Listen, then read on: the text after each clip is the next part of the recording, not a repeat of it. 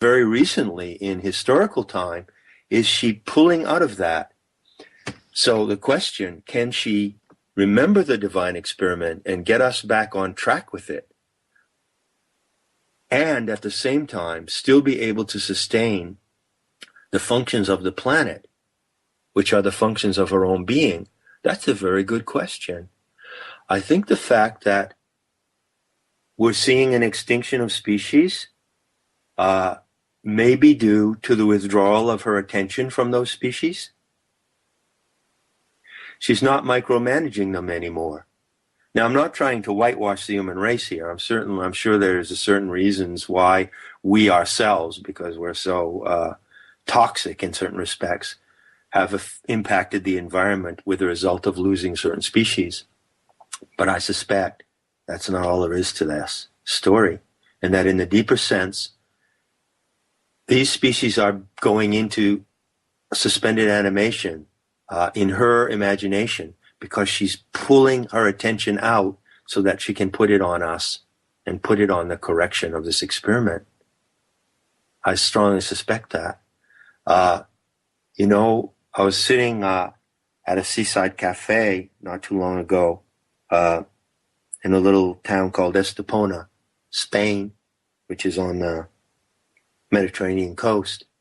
I was sitting there at a table with my friend Kundri, and we were watching the beautiful magenta color of the magenta and turquoise waves of the Mediterranean come in on the beach. And I said, look at those waves and look at the other people sitting around us here in this restaurant.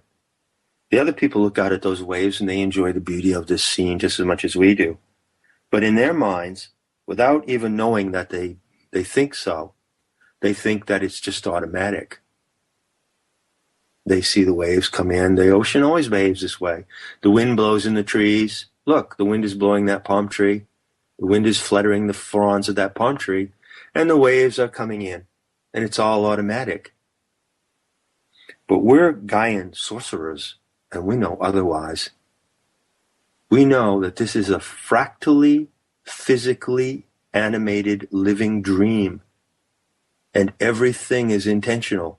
Every single wave hits the beach because she brings it to the beach. Do you see that?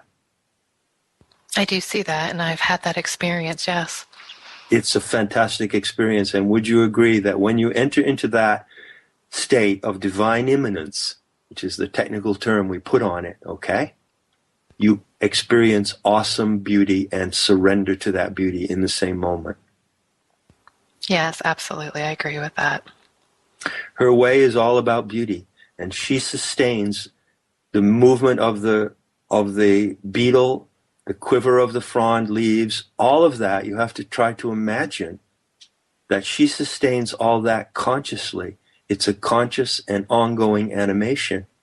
So she has to make some pretty massive adjustments in order to pull that part of her consciousness out, which she now concentrates on remembering the experiment and bringing us back into the experiment with her. And this is an immense, immense event.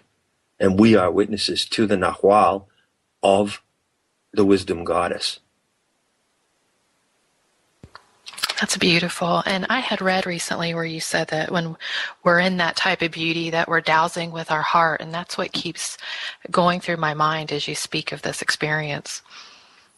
Well, I didn't use that. I don't recall using that expression, but it certainly is an appropriate one. And the heart is like a dowsing instrument. So it's a very good expression for that experience. Thank you. You're welcome. My next question is, you had stated that we will have experiences for those that are aware in our imagination, our inner lives, psychic life, and the artistic, creative, poetic side of our nature, an upsurge of the imagery of Sophia's reactivated memory. Right. The epiphanies will be welling up in the human psyche. And that you had said that the first time one hears about the Andromedon control group, they may tune in instantly. Can you speak to the Andromeda Galaxy being the control experiment, and the inhabitants are doubles of anyone who has ever lived on planet Earth, and how they do not go into the same human nightmare and retain the memory and origin of the divine experiment? Certainly. This is really, really wild. This is so wild that in my own imagination, every time it comes up, I get literally in a state of fantastic elation, elation. It makes me elated just to talk about this. I don't know if anyone else has ever said this, what I'm going to say right now. I don't know if it's ever been written down in any book, not in any I've ever seen, but it is something that comes out of Gnostic practice and out of direct communication in the organic light. It comes through having a trained imagination and living with pleasure and power inside her story. And all who do it can have this knowledge themselves. You don't have to take my word for it. But for right now, I'll just tell you what I know. There's a fantastic cosmic principle at play in this universe, in that from the center of each galaxy, where the aeons or generators reside, these eternal godlike serpentine beings, experiments are seeded into the limbs of the spiral galaxies. And each experiment is a unique, happens in a planetary system, which may be organic, inorganic, or a mix of both. And each experiment is unique in its own way. And the generators, the aeons or generators as I call them, are the creative and designing artists of these experiments. Sophia was one. Her consort Telete was one. They designed and engineered the human species, and then they seeded it in the Orion Nebula. And from that seed, mycelium-like filaments go out into the planetary systems that are in the arise and fall and dissolve in the solar spiral arms, and these experiments develop themselves. They spontaneously arise and develop. But for each such experiment, and there are billions and billions of them, there is a control experiment that is produced not by the originators or generators, not by the generators or aeons, who are the originators of the particular experiments,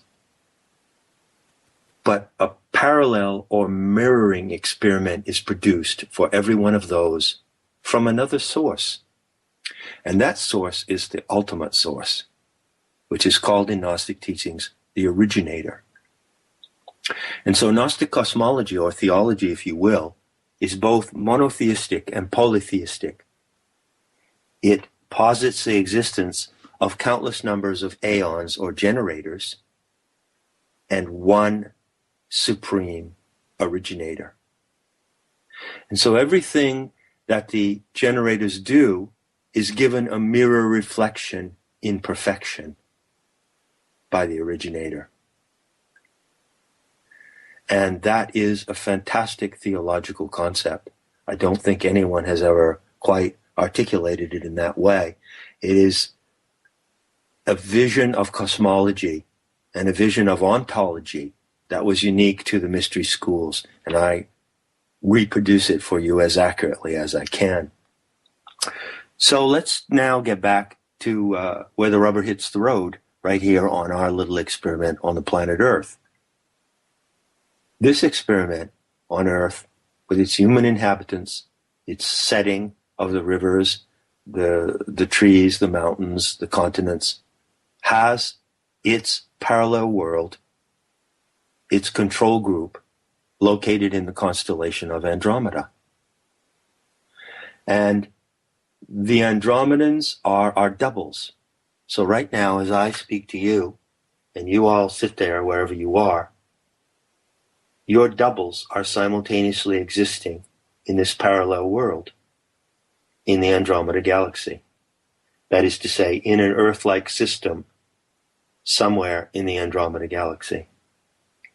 And those doubles are actually inseparable from you, except by a veil of separation, which is part of the mystery of Maya. You know, Maya is not an illusion. Maya is what allows things to appear as they are, but it involves the trick of separation. It involves a trick of separation. It's like the surface of a mirror. You need the surface of a mirror to see yourself in the mirror. And so through the miracle of Maya, we have these doubles who are living our lives, but in a state of perfection. And we can actually experience them and actually, in a way, meld through the mirror. We can meld and merge through the mirror into the consciousness of our doubles. When we do that, most amazing thing happens. That is when you realize that not that this world of our experiment is perfect, but that it cannot become anything but perfect in reality. So, you know, there's often a saying that you hear kind of in New Age groups, and it's one of those near truths or one of those half truths that can be a little dangerous. Oh, well, we don't have to do anything because the world is already perfect and everything is already perfect. Well, obviously, everything isn't already perfect in our world. Our world, unfortunately, is not perfect. But there is a simultaneity and a merging between the perfect mirroring of our world and our world as it is. And this is the great cosmic mystery of the Andromedan doubles. That's really powerful.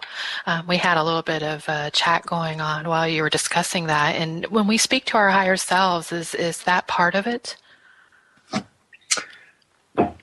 I don't know about that syntax, you know. I wouldn't use that syntax myself. Some people might. Why don't we say speaking to our mirror selves? Let's try that syntax and see how it plays. I like that. Thank you.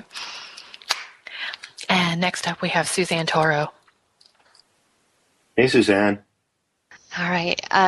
Recently, after listening to several of your interviews and the description of how Vivi wants nothing more than pleasure and beauty, and it definitely ignited something within me, probably an old belief system, but then shortly thereafter I went on a shamanic journey, and within that journey I was shown what the word pleasure means as it relates to all my senses and beyond. It was so intense that I really had to use my breath to navigate through the experience. Could you recommend how, for those listening, how they might relate and have a deeper understanding of what pleasure and beauty means beyond what's passed down through mass media? Because again, that those two words could be connected to old paradigms and old messaging. Well, that's for sure, Suzanne. That's for sure. They are. And yet I perversely insist upon using this word pleasure, you know, and I shall continue to do so until I we like restore... that about you. Thank you. Until we restore it to its true status, which is very close to the divine. You know, in the Hindu paradigm of creation, they say that the purpose of all universes is lila, L-I-L-E, which is play, you know? And lila can also be translated as pleasure. There is difficulty with the contamination of that term. It's very trivialized, you know? It's like, what are we talking here, you know? Club metaphysics, you know?